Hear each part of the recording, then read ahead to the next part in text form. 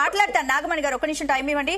వైఎస్ఆర్సీపీ నేత శ్యామల గారు phone line లో సిద్ధంగా ఉన్నారు. శ్యామల గారు, పోసాని అరెస్ట్ ఏ విధంగా చూస్తారు? ప్రజలకిచ్చిన సూపర్ 6 హామీ అనే మాటల్ని నిలబెట్టుకోవడం తెలియదు కానీ శాసనసభల్లో చాలా గర్వంగా చెప్పుకుంటున్న కూటమి పెద్దలు మేము ఏమీ లేకపోయినా, ఏ తప్పు చేయకపోయినా, ఎలాంటి కేసులైనా పెట్టేస్తాము అని చెప్పిన మాటల్ని మాత్రం బాగా నిలబెట్టుకుంటున్నారు. దీనికి నిలువెత్తు నిదర్శనమే నిన్న జరిగిన పోసాని గారి అరెస్ట్. సమయం లేదు, సందర్భం లేదు. మరుసటి రోజు డేట్తో ఈ రోజు అరెస్ట్ చేసే ఘనత ఈ కూటమి పెద్దలకే దక్కింది. ఆడలేక మధ్యలో అడ్డు అన్నట్టు హామీలు అమలు చేయడం చేతగాని పెద్ద మనుషులు అక్రమ అరెస్టులతో కక్షపూరిత రాజకీయాలకు తెరలేపుతున్నారు.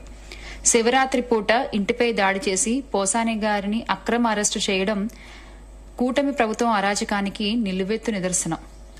చెప్పేవేమో శ్రీరంగ నీతులు, చేసేవి పాడు పనులు అన్నట్టు రాష్ట్రాన్ని అటెన్షన్ డైవర్ట్ చేసి రిగ్గింగ్ పాల్పడడం వీళ్లకే చెందింది. అసలు ఇదంతా ఎందుకు అంటే ఈ రోజున ఎమ్మెల్సీ ఎలక్షన్లు జరుగుతున్నాయి కాబట్టి ఎలాగో అలా డైవర్ట్ చేయాలి, ప్రజల్ని డైవర్ట్ చేయాలి, మీడియాని డైవర్ట్ చేయాలి, ప్రతిపక్షాన్ని డైవర్ట్ చేయాలి. డైవర్ట్ చేసి వాళ్ళు ఓట్లు రిగ్గింగ్ చేసేసుకోవాలి. అది అసలు విషయం. ఎమ్మెల్సీ ఎన్నికల్లో కుట్రలకు పాల్పడ్డారని డిసైడ్ అయిన కూటమి పోసాని గారి అరెస్ట్తో కొత్త డ్రామాకు తెరలేపారన్నమాట. రిగ్గింగ్ లో రాటదేలిన కూటమి పెద్దలు ప్రతిపక్షంతో పాటు మీడియా దృష్టిని కూడా మరల్చి యథేచ్ఛగా ఓట్లు గుద్దుకుంటున్నారు. కూటమి అంటే కుట్ర, కుట్ర అంటేనే కూటమి అనే మాటని మరొకసారి మనందరికీ గుర్తు చేశారు. Jago AP, Jago #diversion. Right, thank you Shyamala గారు. బాలకోటే గారు, మీరేం చెప్పదలుచుకున్నారు? స్పందన గారు, శ్యామల గారు రైల్లో ఉన్నారు.